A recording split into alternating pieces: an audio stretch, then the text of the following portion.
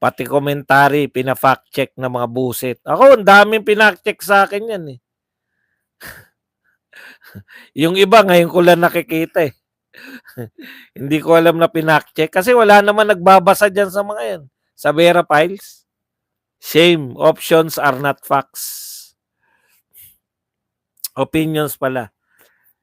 Kaya nga eh, pati nga yung facts, pwedeng sino po makakapagsabi na yung facts mo ay mali at facts niya ay tama?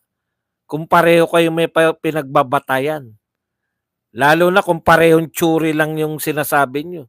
Sino may sabing tsuri niya tama, tsuri? O tsuri lang pala ang pinagmulan ng COVID paniki. O ngayon, may bagong tsuri na sa laboratory daw galing yung COVID.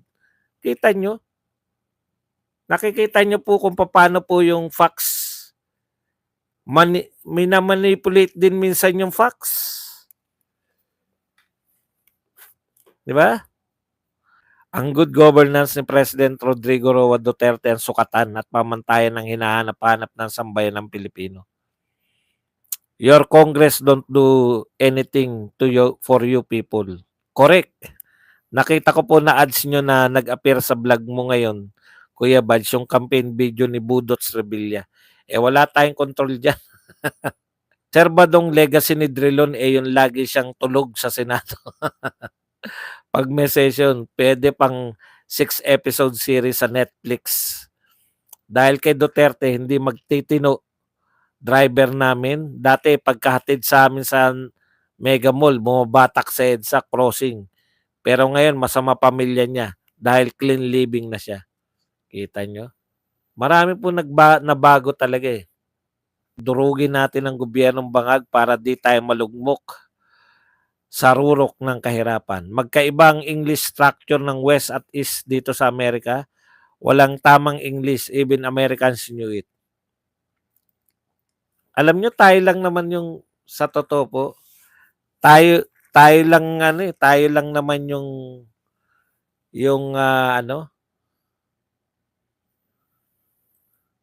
tayo lang naman po yung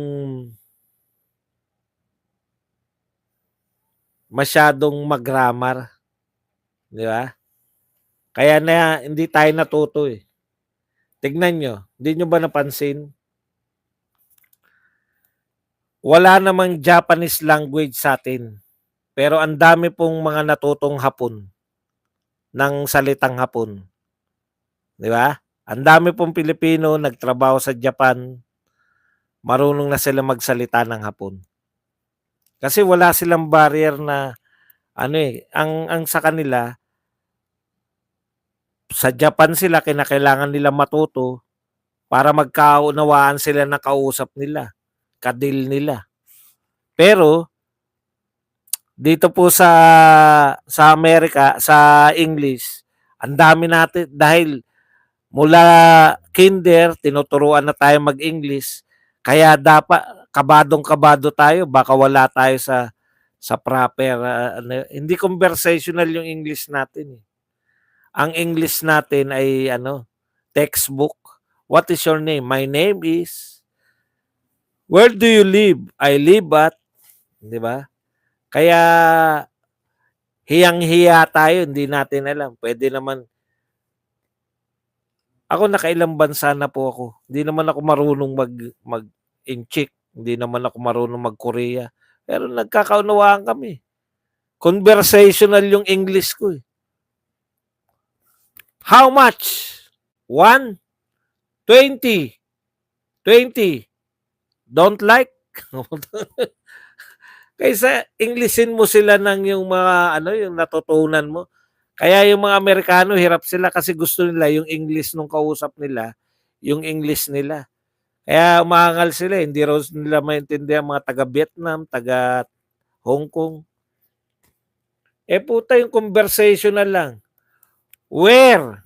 MRT. Where? MTR. Tuturo lang sa'yo. Simple. Where? MTR. MTR. Where? There. Tuturo lang sa'yo. Pero bumili ka. Kasi pag hindi ka bumili, pero bili bang Hapon sa mga Pinoy, daming alam na dialect. Sanay kasi tayo. Lalo na po, kaya marami yung mga Bisaya, magaling sila, madali sila matuto. Swerte nga, yung mga Tagalog ang hirap eh. Alam nyo kung bakit? Kasi kami, kahit saan kami pumunta, naiintindihan kami. Kaya wala kami natutunan. Hindi kami natuto na mag-aral ng bagong wika. Samantalang pag Ilocano ka, pwersado ka mag-aral ng Tagalog eh. Dahil pag lumabas ka sa Ilocania, Tagalog na salita eh. Ganon din yung mga Bisaya. Kaya kami ang pinakalugi sa Pilipinas eh. Alam niyo ba yun? Kami ang pinakalugi, mga Tagalog. Wala kami ibang natutunan na salita eh. Kasi punta kami kahit saan, Tagalog ang salita.